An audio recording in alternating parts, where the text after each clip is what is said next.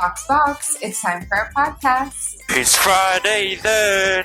It's Saturday, Sunday. What? You're listening to the Pitwall Girls podcast, hosted by Darlene and Adriana. So the race was 5 a.m. local time for me. And I was like, I'm going to wake up either 6 or 7 and I'll be halfway and I'll watch it and then go back. But I woke up and I saw that it was almost, 10 in the morning. I was like, who won the race? And my friends had texted me and they said, you must be watching this race. It's insane. And they're big, Ferrari fans. So I was like, okay, something good must be happening. Max must not be winning the race. But no spoilers. I completely just went on F1 TV and started watching it. Yeah. It was honestly probably better that you didn't watch it from the middle. You know what I mean? From the middle, yeah, I would have started watching the race halfway. I would have been like, what happened to Max? And then, what? Okay. Carlos, smooth operator, hot chili pepper, signs. King just takes out his appendix and wins the freaking Grand Prix this weekend. Only driver to be able to beat Red Bull in how many races now? Over. So many. So many. So if you're tuning in, this is Darlene. This is Nako. And we're here to recap the Australian Grand Prix, which, last year was very chaotic and we didn't know if we were going to get such a good race. But it was an amazing race weekend, starting off from quali right up until the race. The end of the race. The last lap 57, you guys, this was insanity. This is why it's not over till the checkered flag is out. So let's jump in. Lots to cover, not only the race, but there was a lot of eventful situations in quali and was it even in quali? Even from free practice. The whole weekend. And of course, there are a lot of headlines circulating as always. So let's dive into, we're not here for 2 hours, but I mean, if there's an episode that needs to be 2 hours, it might be this one. Yeah. So F1 was down under in Australia, and usually the race weekend goes free practice 1 and free practice 2, and in FP2 Alex Albon crashed his car and totally destroyed it. Williams came out and said they actually didn't have a spare chassis, which is the frame of the car essentially, and every team has spares of their cars because things like this can happen. So Williams decided to replace Logan Sargent with Alex Albon. So Logan, who did not crash his car, was not able to race in the Grand Prix. What do you think about this? I think it's so unfair. Yeah. I completely understand the team point of view. I mean, Logan hasn't scored points. Alex has a way better track record. But the fact that they have a driver that they don't have faith in that can actually maybe score and deliver, it's just insane. And that's going to be a huge blow to Logan's confidence. I feel like if you feel that way, you need to replace him. Why are you keeping him there? He should be allowed to just go on to another series. Yeah, I mean, I think it's a clear signal that they just don't trust him. He probably is not going to have a seat next year. I feel like he's mostly there at this point for marketing purposes. I don't even know how successful that's been, but people kind of call him like a paid driver. He's sort of paid to be there to represent the US, that kind of thing. But yeah, I think it was totally unfair. But for me, I just thought it was so shocking that they didn't have a spare chassis. So they, explained sort of the reason they were super behind in development over the off season and the later part of last season. And so, they just didn't even have enough, time and resources to develop spares because they were still just, fully focused on developing and fixing all the issues that they have had in the past year. So I think that's really just, says a lot of things is right now. I know, and if you watch the most recent season for Survivor, you would probably know that James Vowles is he's the team principal of Williams, and he really goes at it from an analytical, mechanical engineering point of view. And he was probably just trying to maximize the potential and just mathematically, going through it and saying, oh, Albon probably has mathematically a higher chance of getting in the points. So we need points. Every point counts. And I get that, but I think you also kind of, as a team principal, need to realize you're sort of like HR also, right? You have to manage your people, your employees, your drivers. And I don't think that probably was the best for team morale, at least on Logan Sargent's side. So, and and just spoiler, Albon didn't end up getting any points. He So didn't end up was it really getting worth points. the turmoil? Yeah. Yeah, Alex said that the vibes in the garage were very awkward, and I mean, rightfully so. But the comments were that Logan was a complete gentleman, very sportsman, positive sportsman-like ship. That's such a long word, but yes. But it just seems so unfair, and the F1 community is always saying how much Logan sucks essentially and how he doesn't have a future in F1, and we even said it. Logan doesn't have very long in the sport, but when this happened, we were all supporting Logan. We're all rooting for Logan. We're like, justice for Logan. This is not fair. So it's just kind of funny to see how we go from one end to the other. Yeah, and I don't know if you've seen like the World Destructors Championship rankings that they put together. Have you seen that? I know what you're talking about, but I haven't seen it in a while. It's like who spends the most money in crashes. Yeah, so it's essentially who's ever crashed, and they itemize like how much money they cost each team, and they kind of rank them. And so last year, Logan Sargent was always near the top of that ranking because he was like constantly crashing. This year, Albon is actually crashing. I don't think Logan's even crashed the car at all or cost the team that much money yet. Yeah. And it's really Albon who's already crashed a few times. And so even with that, I think it was a little bit questionable. Like overall race performance, we know Albon is a better driver, but I mean, he has crashed the car a decent number of times already. So yeah. And he crashed last year at the same track. So maybe this track just doesn't suit him. Same turn. I think turn 6. Yeah. Is that where George went off at the end as well? Yeah. Okay. So, yeah. Well, we're getting ahead of ourselves. So so all of this happened before quali, but quali was also quite interesting. So we had Daniel Ricciardo be out in Q1. He actually did have an amazing lap that would have gotten him into Q2, but because of track limits, his track time was deleted and he didn't make it. Starting P18, he was actually the last car on the grid to start the race because who was it? Joe started from the pit. And we didn't have a 20th car. Yeah. Yeah. So, Daniel Ricciardo starts last in his home Grand Prix. Yeah. And then the other thing that happened in quali was that Checo actually would have started, I think, P3. Was it? Yeah. He would have started P3 in the race, but he got a grid penalty for impeding Hulkenberg on the final corner of Hulkenberg's final lap. So essentially, he was accused of impeding and through, slowing him down and causing Hulkenberg to lose time. He got a grid penalty for that. That's why I forget what position he ended up starting.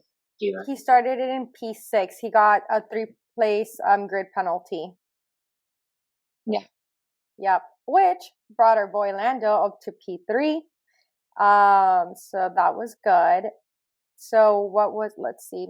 Lewis Hamilton not making it out of Q2. Yeah, I don't know what, like Mercedes, just the vibes were bad all around, all weekend. I mean, honestly, a lot of teams seem to be struggling all weekend. Like a lot of the lead up to the Grand Prix, during practice and after qualifying, a lot of the drivers on many teams were kind of sort of saying like they didn't have the balance right quite yet. Max was already complaining and he had some understeer in quali as well, but Mercedes in particular did not seem very happy. Nope. They, spoiler, double DNF. I'm looking up and that was unfortunate because honestly, like, Russell would have gotten a decent number of points and we can get into, was it Alonso's fault and that kind of thing later on, but yeah, I'm looking up what was the finishing of this race. Okay, yeah. Yeah, so I got it up. So you have it up. You want to list it up?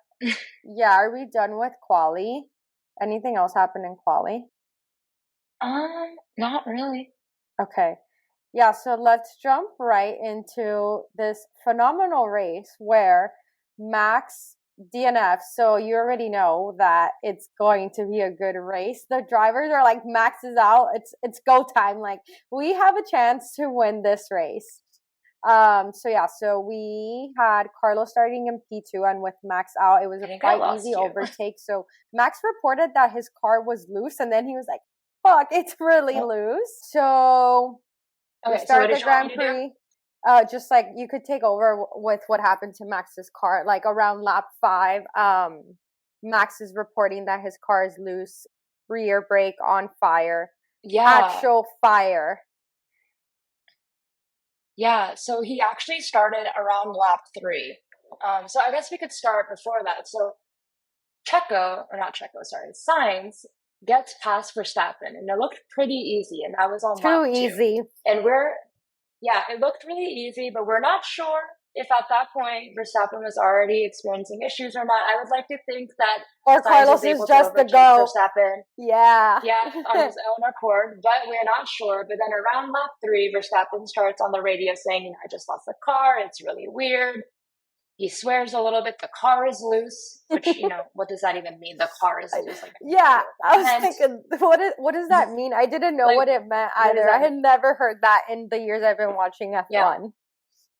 And then in lap 4, we start to see smoke coming out of Verstappen's car, and we don't see it at first in the broadcast, but the commentators start saying it, and then you see it on the broadcast. You see it in the replay when he's going into the pit lane. It just black smoke. It seemed like his tire was on fire, and so unfortunately there was no actual safety car or anything, because I think he was able to safely sort of just go into the pit lane. But as he slowed down to get into the pit lane, I think because he was slowing down and there was an issue with the brakes, it caused a huge plume of smoke to explode out the side of his car as he was going into the pit lane. And Max Verstappen DNFs on lap 5 of the Australian Grand Prix, causing havoc. I think just on virtual my part, safety I was car. What is happening? This is crazy. Was that a virtual safety car? I mean, it was so early. Yeah, it was a virtual safety car. It was honestly so early in the race. I think a couple cars did pit at that time. Charles. But it wasn't a huge issue. Yeah, so Charles so at that point it was Carlos, Lando, Charles, and Oscar. And Charles and Oscar went in for an earlier pit, and then they kept Lando and Carlos on a longer strategy. Yeah, and actually even before that, I think Lewis pitted. So that was another really bizarre thing, that the vibes at Mercedes are just off, and what Hamilton's doing. He started on softs.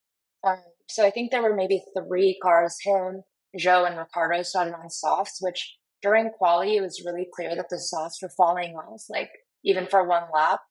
And so it was a really strange decision, in my opinion, for Lewis to start softs. And so he pitted lap 8, and then a couple, and that sort of kick-started a train of pit stops. And Leclerc and Piastri pitted, and sort of Leclerc was able to get the undercut on Norris, and Piastri was sort of staying with Leclerc's strategy and pitted at the same time. Yeah. Wait, was there a virtual safety car when Max went into the pits, or no? I can't remember now. I know. When the virtual safety car happened, there was a virtual safety car? For when Lewis's engine failed. I did think Lewis's engine failed. But there was just so much chaos when from the broadcasters, they were showing the back of Max's car with no tire. It was essentially melted off. It was very odd. Yeah, it was weird. So maybe there wasn't a virtual safety car at that point. Now that I think about it, I don't think there was a virtual safety car, but there was one when Lewis lost his engine, and he said it wasn't something that kind of just happened over a few laps. It just totally went out. You hear it go out. And then at that point, Alonso, Hülkenberg, and Gasly were the ones who got to pit under the virtual safety car. Yeah. Okay, yeah. So that was lap 17 that Hamilton had an engine failure in DNF, which was also crazy. He didn't seem to be doing very well up until that point. There was a couple points earlier in the race where he went off the track onto the grass. It was an unforced error. That And it's always funny. I think both Lewis and Russell during the race, as soon as they were passed by Checo, they were like, "Wow, that car is fast! Wow, that car is Yes, a ship." they Sort of love the it. obligatory radio message. Yeah. Their signature line to say that when they get overtaken, the other car's a rocket ship. Well, the bad luck continues over at Alpine. Ocon had a bad pit stop, but really they were trying to see what was wrong with his car, and he had one of the tear-offs stuck in one of the brake paddles, wheels, I'm not sure. Yeah. Yeah, and I think they would have had a chance to get points, so that was really unfortunate for them. But yeah, just an overall disaster of a weekend. They finished like P13. Yes. They finished Gasly finished P13, and 13, and Ocon Ocon finished P16. Yep, he was the last one to finish given the DNFs that happened. But Yeah, so that's really unfortunate for them. Yeah, but who had luck on their side this weekend? Haas, double points. Yeah, Haas has been on point with the strategy. Yeah. It wasn't just luck on their side, I think. They Magnussen's really playing the team game, letting Hulkenberg go past. They, had the right pit strategy. So yeah, they've been really on point with strategy. That's actually something people have been not criticizing McLaren for this weekend, because obviously they had a great weekend. They finished P3 and P4 in the Grand Prix, which is a really great finish. But a lot of people said that they could have gotten a 2-3 or 2-4 finish had they gotten the strategy right. I think some people think that they left both cars out a little too long. They let Norris get undercut. And just to explain what an undercut is. So in Formula One, undercutting is when you try to pit before the person that you're competing with. So you try to pit before them. And the idea is that you're on fresher tires and you can kind of get it. And so that worked really well, I think. For Charles. In this Grand Prix. Yeah, Charles for Charles. Did the undercut, yeah. So maybe if, Lando had gotten pitted sooner, because he was on fresher tires at one point, but he wasn't able to kind of touch up to Leclerc. And so the overcut wasn't as successful. Yep. So that was too bad for them. I mean, you can't say too bad for a P3, P4. It seems silly. Yeah. I guess it's because it was Oscar's home race, so it would have been nice to see him on the podium. But with that, what did you think of the team orders given at McLaren? Because there were team orders given, and they were justified by saying that the strategy Lando was on kept him out longer. So then he did need to be told, go ahead of Oscar. Oscar let him through. But it just seems like this isn't the first time that's happening. So do you think that's fair? Do you think they should just be left alone to battle it out on track? I mean, I don't know. Like, I know a lot of the comments and a lot of the posts on Instagram and social right now are like very critical and saying it's really unfair for Oscar. I feel like if they had let him battle it out, I think Lando would have caught him anyway. He was on fresher tires at that point, and he was in a better position to, compete with Leclerc, try and catch up with them on fresher tires. I think that if they had just been battling it out, he would have gone there, but they might have lost time, right? Just because of just trying to do more it. Of a struggle. I think they would have lost a little bit more time. So I think that it was the correct decision to make at that point. Lando was on the fresher tires. He was doing well. I don't know. Do you watch on F1 TV? Do you ever look at the live times? I don't. I go on the team radios to listen to what they're saying. Yeah, I love having the live timings on, just like on my phone while I'm watching it on TV or something. Because the live timing actually gives you a lot of information around the actual lap times that people have. So it's really easy to see, like, oh, this car is going like way faster, like 0.3 faster per lap. You can easily see if they're going to overtake someone in a few laps, right? So I was looking at the live timing, and I could kind of see that Lando was just lapping much faster than Oscar at that point, just because he was fresher tires. I don't think Oscar's overall pace was that much slower than Lando's, but just given where they were in their stint with their tires, Lando was just going faster and he was lapping faster than Leclerc. So I think it made sense to swap I would them. agree with that because a lot of the comments are just on that very second when team orders are given, but other things aren't taken into account. Like he didn't get to pit first, etc., etc. He was kept out longer. So yes, I guess it is fair. And at the end of the day, F1 is a team sport. Yeah. Okay, so what else? Anything else happened in the race? Oh yes, what am I saying? So many more things happened in the race. So, I mean, on a lap 57, I was like, okay, race is over, gotta go on with my day. And I screamed. George Russell crashes out on the last lap of the race. Same thing that happened in Singapore when Carlos is leading, going to win the race, and George crashed on the last or second to last lap. Isn't that insane? Insane, but unlike last time, which was really just George Russell's own fault, this time there's a little bit of controversy. Yes, so Alonso gets a penalty and he gets dropped down. That's why some of the rankings look different from when you finish watching the race. Alonso ended up finishing in, where is this? Do you know what? He finished P6, but I think he had a penalty. I think he dropped down to P8. I believe it was a 20-second Oh, it was penalty. seconds. Okay. Yeah. So can you explain what happened with Alonso? Because I don't know. Yeah. So essentially what he was kind of given a penalty for is potential, like, I forget what the exact wording it is, like driving dangerously or driving kind of like potentially dangerously or something like that.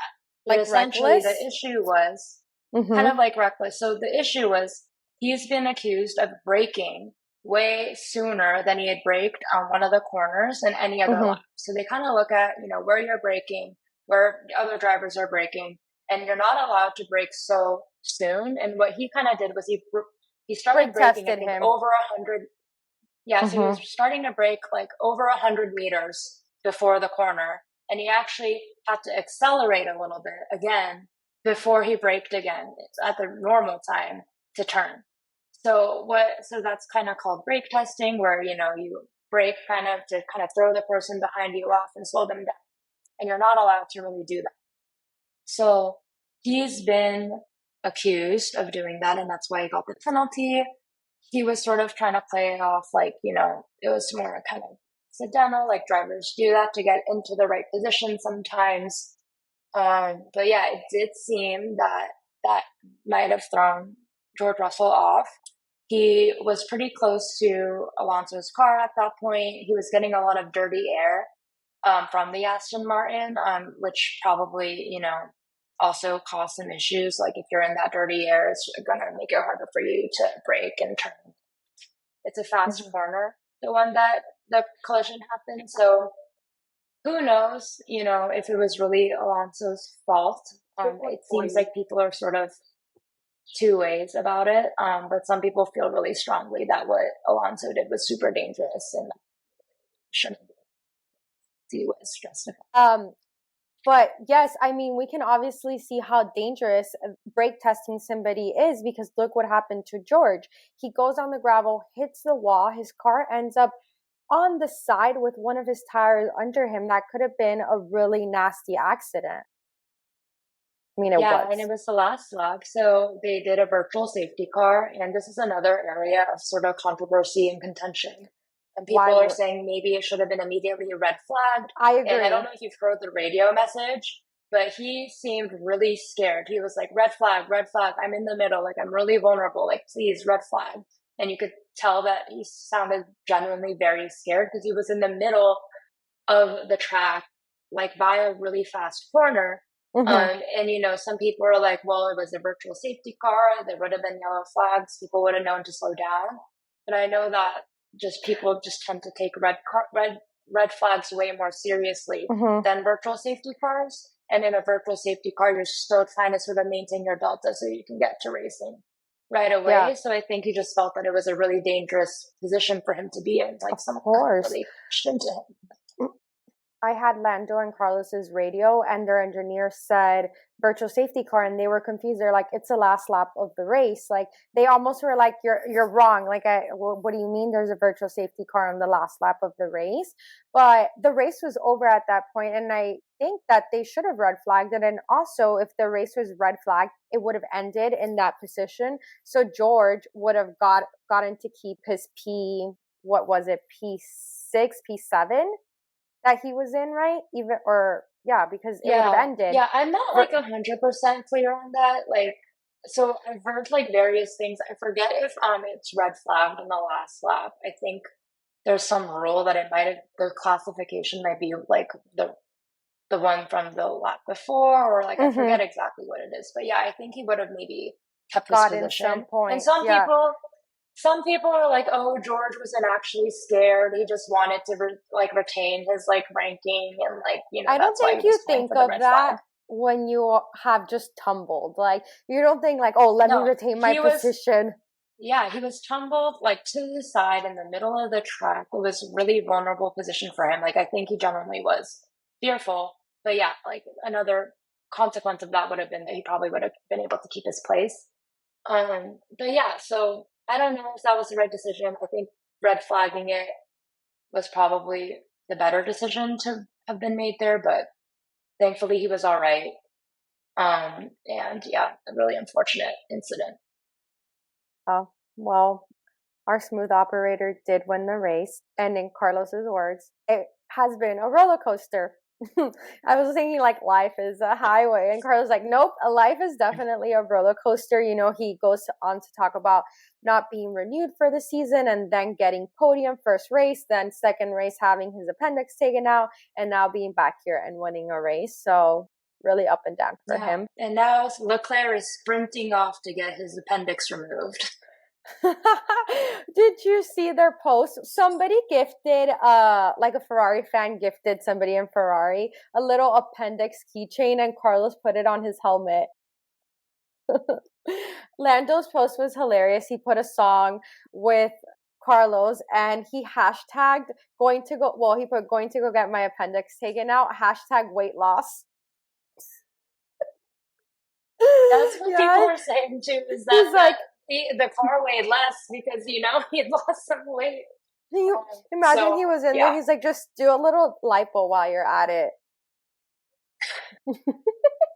People were saying that after Albon had gotten some surgery last year, he was saying he could like really feel like just stuff moving around in his body more, like where the stitches were and stuff. So people are kind of speculating like, oh, maybe Sainz was able to just like have a better feeling in the car because like of the stitches and stuff, which I don't think that's true, but kind of funny. But yeah, really incredible from him just to, 2 weeks out from his surgery to be back in the car and win a Grand Prix. He was strategizing when Max went off. He started strategizing. He told the team, "This is what we're gonna do. We're gonna go long." Like he was so great. And keep me out. Don't bring me in. I'm feeling good. Yeah. His comments were funny. He goes, "Well, I don't have a seat next year, so I hope this helps." And of course, Christian Horner is already on it, already making comments saying we might have to look outside our pool because today a driver without a seat for next season won. I mean, wild that he doesn't have a seat. He's won a Grand Prix. He won a Grand Prix last year. Like you said, the only one to beat Verstappen in, God knows how many races. So it is wild that he's the one that's out of a seat. Yeah. Yeah. Okay, well, are you ready for the fave, oh my God, and WTF moment of the race? Sure. My fave, oh my God, and WTF could almost all be the same thing. When Max DNFs, and I don't know how many times I have to say this, but I am a Max fan. But it was my fave moment because I knew someone else was going to win the race. It was an oh my God moment because Max's brakes were on fire. But no, my actual WTF moment was George Russell's accident, like lap 57. That was so crazy. Oh my God, Max's brakes being on fire. And I don't know. I loved the whole race. I don't know if I have a specific fave moment. Do you have one? So my WTF was Uh-huh. literally the Verstappen thing because I literally said like WTF. Yeah. Like what is happening? And then my OMG was the McLaren 3-4. Just them finishing in that place was really great, but also like I feel like OMG can go both ways. Like Right. OMG yay, Yeah. but also OMG what? And so it was both for me because I was happy that it was 3-4, but also OMG, like what are they doing with the strategy? I feel like they might have left some points on the table. Mm-hmm. And then my fave moment, I think, is just, I mean, it's great to see Signs win. I think he deserves it. He's been through so much. And one of my favorite moments was he forgot to do the smooth operator thing. So his Yes, I engineer heard. started singing it to him. And then he was like, oh my gosh, I forgot. And then started singing it. That was one of Yeah. my favorite moments. Yeah, that was a great moment. Yeah, he was just like, you could tell he was on a high because he ran to his team and he threw off his gloves, and someone's like, wait, you got to get weighed with your gloves on. You can't take them off just yet. Yeah, but overall, great race. And I hope we get more of Yeah. these. This just goes to show that no team is perfect and all dominance eras end. Yeah, I Yeah. would say that it does seem sort of like more of a one-off issue. So I don't know if this is going to affect Red Bull moving forward, but it does seem that they are experiencing more issues than they did last year. Even before the braking issues, it sounded like Verstappen was, dealing with some understeer during quali. He didn't seem really happy with the car. So yeah, we'll see what this means moving forward. I was wondering if you could do a little Formula 101, if you would Yes. indulge me in tire talk. Yes, So I let's wanted to go do a little for Formula 101 on 101. tires because, yeah, last episode I had predicted this was going to be a one-stop strategy, a one-stop race, in that, there wasn't going to be that much strategy around the tire selection. However, I didn't realize at the time that they had chosen a different set of tires to bring to this race compared to last year.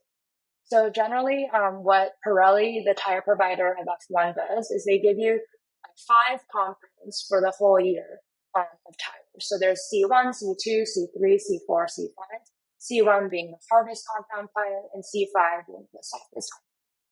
In any race, there's only 3 tires that teams bring to the race. So it could be C1, C2, C3, C3, C4, C5, and Pirelli is the one that gets to decide and usually releases it a few weeks before each race which tire compounds are going to be at the race. So in Australia this year, they chose the softest of the 5 compound tires to bring. So they brought the C3, C4, and C5.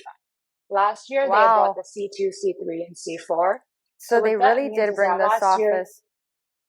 Yeah. Yeah. So last year's last year's soft was this year's. I forget exactly how that works. So they shifted it over by 1, last year's hard, or this year's hard was last year's medium, right? Did we get that right? Yeah, exactly. Okay. Yeah. Yes. So what that means was that historically, Australia has not been a track where tire degradation has been a huge issue. And that's why I had predicted it was going to just be a one-stop and that the tires would, last forever. This year, they brought softer compound tires to the race. And so tires were actually a big, a big input into the race. And a lot of teams, went with a different tire strategy. They were dealing with tire degradation. The tires were starting to fall off. I know Leclerc had said his tires were falling off. And I think that was really interesting. And a little bit of conspiracy theory is that, Red Bull seemed to favor the harder compound tires. And so there's a little bit of, hey, maybe did FIA tell Pirelli to bring in softer compounds to make it more interesting because the softer compounds seem to be suiting some of the other. Where do you get your conspiracies from? I just listen to a lot of different, podcasts and read a lot of articles and forums and things. But that is plugged in a conspiracy theory that's out there. Okay, good to know. But I mean, who knows? But the first 2 races of the season, they brought like C1, C2, C3 to Bahrain and C2, C3, C4 to Saudi Arabia. So this was the first time we saw the 3 softest compounds. Mm-hmm. And I think this is super interesting because, which tires they're able to bring, they don't get to decide. It does make a big difference. And, Formula 1, all the teams go a different way with everything, the engines, the aero, everything they kind of develop on their own. The tires are the one thing in the modern day Formula One that they don't have any control over. They have to use what tires Pirelli brings, and they only get to use Pirelli tires. In historic F1, I forget when this change happened, but before there were you were able to choose your tire supplier. Yeah. Like you're able to choose your engine supplier or something. So there was Michelin tires, Bridgestone tires, and some weekends Bridgestone would completely fall off, and the people who had the Michelin tires, were the ones who stayed in the race, and whose tires didn't literally fall off the car. Now it's just Pirelli, and this is the one part of F1 where the teams really don't have any control, and they're kind of on the same level playing field. So yeah, I think the tire strategy stuff is really interesting, and it does really make a big difference. And different drivers have better or worse tire management, and some drivers are able to make the tires last longer. So I think that's super interesting. Something that I personally take a lot of interest in. Yeah, no, I think the tire strategy is always something that's super interesting and something that's not easy to understand, because we usually just hear the soft, mediums, and hard, and it's only in that very brief intro that they say, the C2 has been chosen as the hard tire for this weekend, and you don't even know what that means. But honestly, tires are what make up the entire strategy, because if teams did know way ahead of time, they would have the whole year mapped out. So nice little gamble there. And maybe we should look into why they decided to change it from the Michelin tires to the Pirelli tires, and now everybody just has to stick to the same one. So we can talk about that in another F101. But this is great. And I think Pirelli is actually on their way out. So I forget who's supposed to be the next engine supplier, but I've heard that Pirelli is probably not going to continue after supplying tires. Oh, okay. Well, Mario, who does he's in charge of Pirelli. I love him. He looks so wholesome. You know what we need to talk about? Gunther Steiner being the person to host the post-race interviews. That is his role. He should just keep that for the rest. He sounded a little bit nervous. He did. He sounded nervous, right? He sounded a little bit nervous, but I think that could be a good role for him. When he was talking to Carlos, he sounded nervous. Yeah, and I think, Lando was having some trouble understanding him. I was surprised he didn't go, crazier. He tried to do, a regular post-race interview. I don't know if it would have been better if he was a little bit more Gunther about it, if he was a little bit more kind of loose. He was trying to be on best behavior, and I can tell that he sounded a little bit nervous with Carlos. We'll see, but I was happy to have him there. And I heard that he was pretty prominent on the Australian broadcast of the race. Okay, very nice. Yeah. Okay, and then I guess we're just off to cover the headlines. So, yeah, I mean, so much happened during the race, but so much happened before the race too. Yeah, we actually have a lot to cover.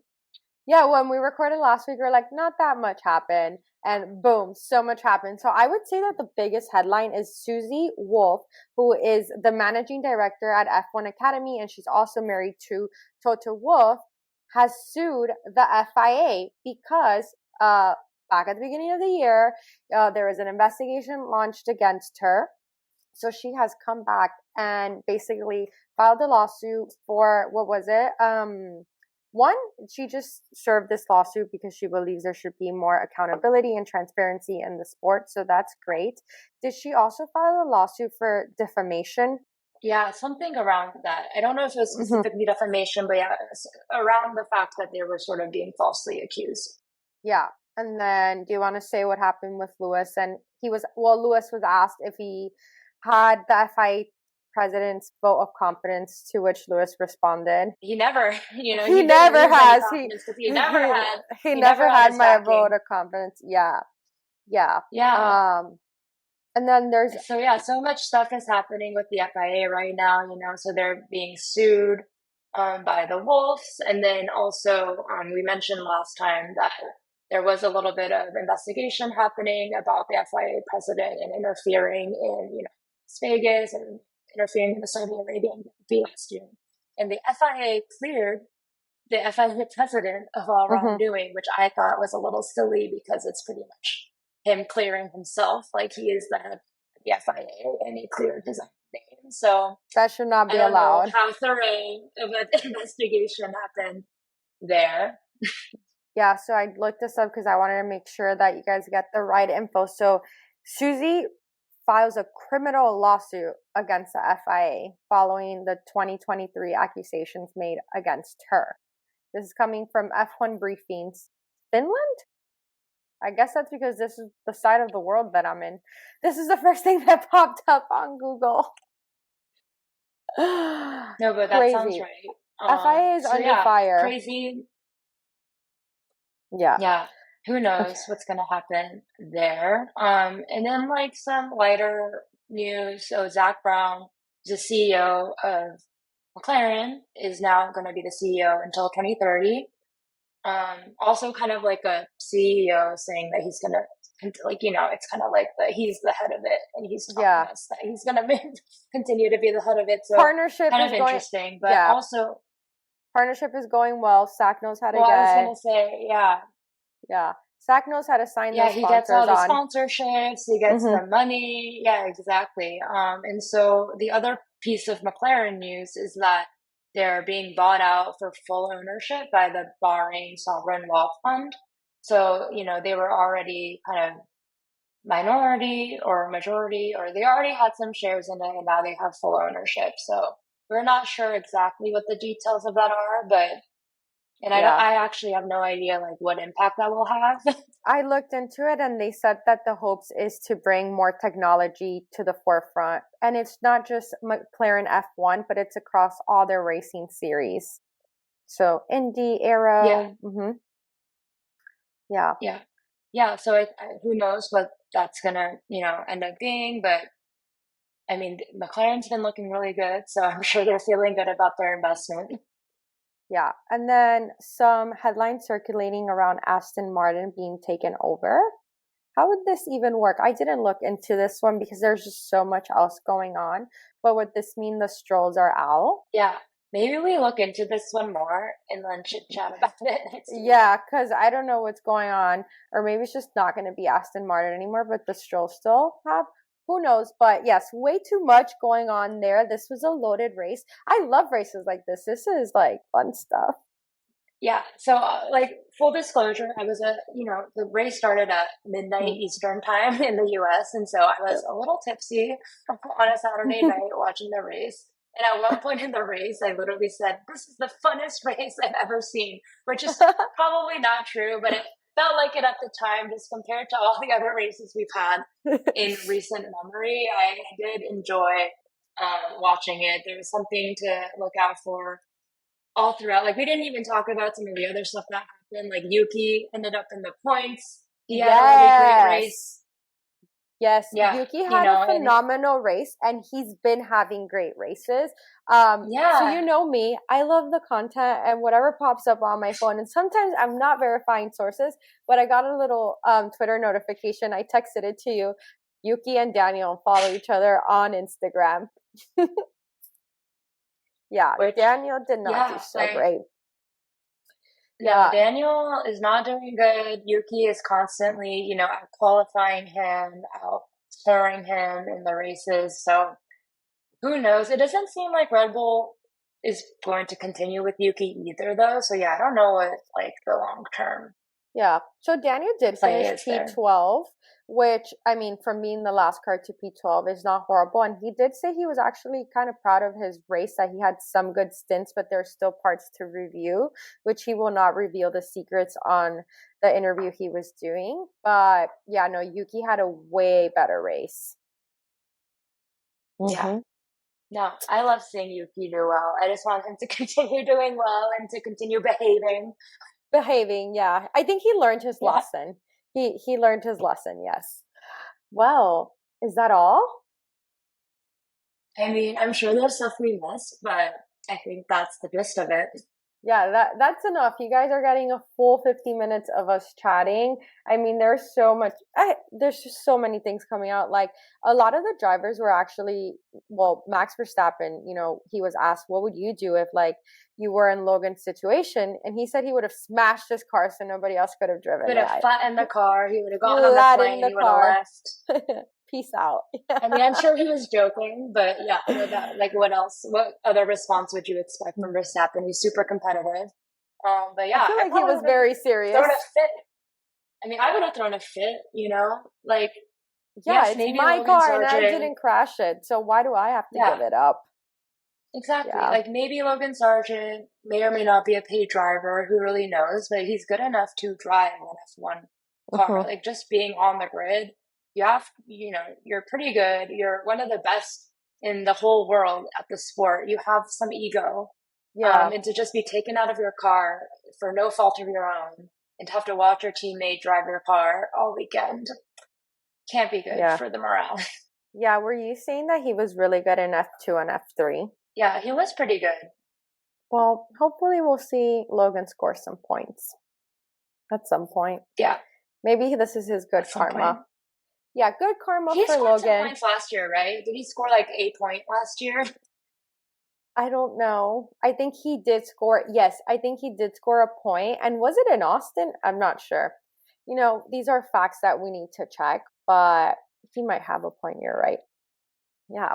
Well, we won't give predictions for the next race is Japan.